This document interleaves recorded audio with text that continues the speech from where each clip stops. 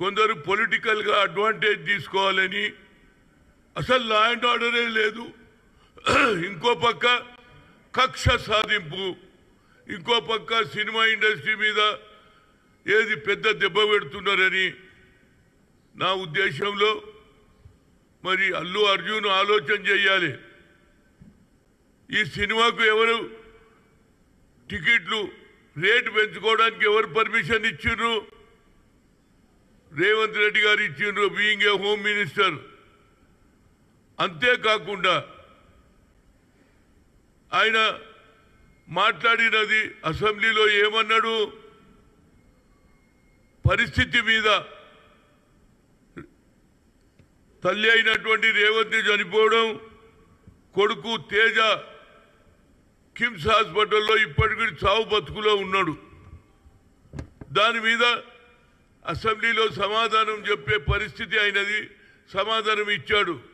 దానికి మరి already bail మీద ఉన్నటువంటి అల్లు అర్జున్ ఎందుకు ప్రెస్ కాన్ఫరెన్స్ పెట్టిండని అడుగుతున్నా. నేను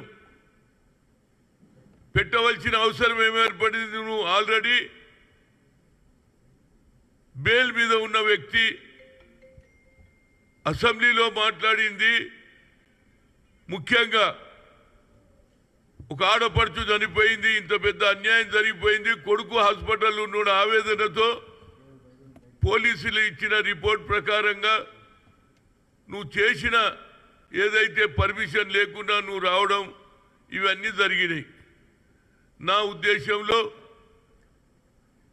మరి పొలిటికల్ పార్టీస్ వాళ్ళు ఎంతసేపటికి ఇదో కక్ష అంటుడు, కక్ష సాధించే కాంగ్రెస్ పార్టీ కాదు, మాది సెక్యులర్ పార్టీ. ఇవాళ ఎవరైతే ఆర్ఎస్ఎస్ నుంచి కిషన్ రెడ్డి గారు అంటున్నారు పరిస్థితులు బాగలేవు అంటున్నాడు. మరి మణిపూర్లో ఏమవుతుందిరా బాబు? సంవత్సరం పొడుగా ఇప్పటికి 90 మంది చనిపోయిండ్రు. ఆడ లా అండ్ ఆర్డరే లేదు. ఈడ లా అండ్ ఆర్డర్ ఉన్నది. అన్ని విధాల ఫిలిం ఇండస్ట్రీకి ఎంకరేజ్ చేస్తున్నాడు రేవంత్ రెడ్డి. అంతేకాకుండా సినిమా టికెట్లు పెంచుకోవడానికి, రేటు పెంచుకోవడానికి కూడా నీకు అవకాశం ఇచ్చారు. కనుక వీళ్ళు కొందరు, అది బీఆర్ఎస్ కావచ్చు, బీజేపీ కావచ్చు, పొలిటికల్ అడ్వాంటేజ్ తీసుకోవాలనే వాళ్ళ ఆలోచన.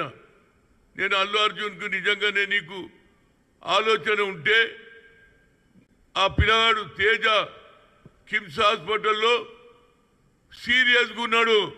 మృత్యుంజయ యాగం చేయిరా బాబు, నీ ఇంట్లో ఆయన బాగుపడాలని మృత్యుంజయ యాగం చేయి. అదేవిధంగా నీకు ఆలోచన ఉంటే వాళ్ళ కుటుంబానికి ఏ విధంగా సాయం చేయాలని ఆలోచన చేయి. అంతేగాని నీకు ఎవరు అడ్వైజ్ ఇస్తున్నారో నాకు తెలియదు. కానీ అప్పుడే ఆంధ్ర నుంచి ఆఫర్స్ వస్తున్నాయి, మా దగ్గర రండి, మేము సినిమా ఇండస్ట్రీస్కు అవకాశం ఇస్తాం, అన్ని విధాల సదుపాయం అని చెప్తున్నారు. ఇది ఏమిటి డ్రామా నాకు అర్థం కాదు. తెలంగాణలో ఎవరు తెచ్చిండ్రు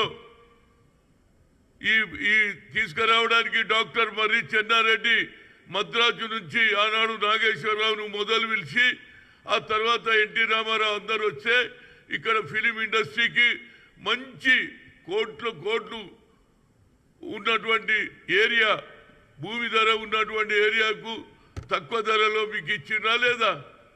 ఈడ ఫిలిం ఇండస్ట్రీ పెట్టిండ్రు, ఇండ్లు కట్టుకున్నారు, అదేవిధంగా స్టూడియోలు కట్టుకున్నారు. కానీ ముఖ్యంగా అల్లు అర్జున్కు మేమేం తప్పు చేయలేదు. ఆనాడు జరగలే. సంజయ్ దత్కు ఆనాడు AK-47 దొరికిందని సంజయ్, ఇది మన ఫిల్మ్ యాక్టర్ సునీల్ దత్ కొడుకు, ఆయన కూడా పార్లమెంట్ మెంబర్, ఆయన కాంగ్రెస్లో ఉన్న కేసు అయిందా లేదా? అదేవిధంగా పోలీసు ఇచ్చిన లెక్క ప్రకారంగా, లా ప్రకారంగా కేసు పెట్టారు. అందులో నీకు బెయిల్ కూడా దొరికింది. బెయిల్ దొరికినోడు ప్రెస్ కాన్ఫరెన్స్ ఎవరిచ్చింది నీకు ఈ ఐడియా? ఇప్పటికన్నా నీ ఆలోచనలో మార్పు రాని, మృత్యుంజయ యాగం చేయి. పోయి ఏది మన భువనగిరి దగ్గర ఏదైతే గుడి కట్టినరో తిరుపతిది, ఆడ పోయి ఉండిలా డబ్బులేయి, లాభాలు వచ్చినాయి కదరా బాబు. ఆ లాభంలోనే కొంత భాగం మృత్యుంజయ యాగం చేయి.